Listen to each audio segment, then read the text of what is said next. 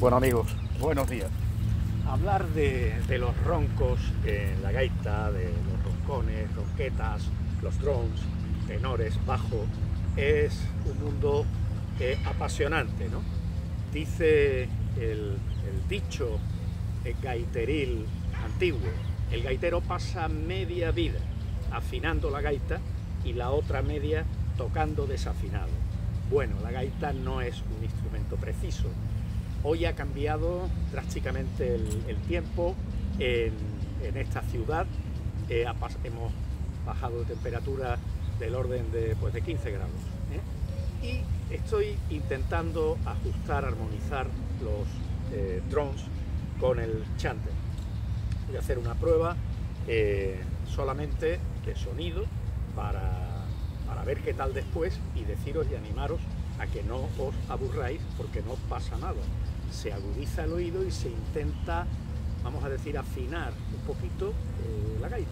Así que vamos a intentarlo. Me voy a poner de espaldas para yo después, vosotros y yo, oír mejor.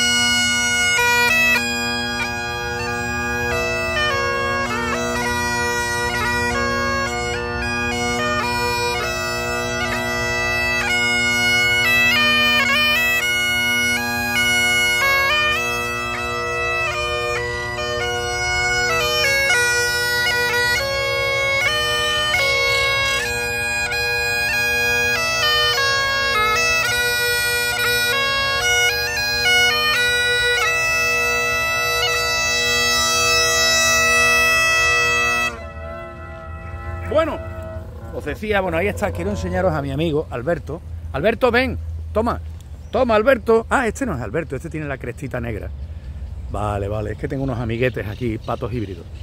Bueno, os decía que no se aburra nadie cuando se trata de intentar ajustar, armonizar los roncos, ronquetas, chillón, en la gaita escocesa, pues el bajo y los tenores, con el puntero, que es cuestión de trabajar y de a veces tocar desafinado. No hay otra. Bueno, felicidades amigos.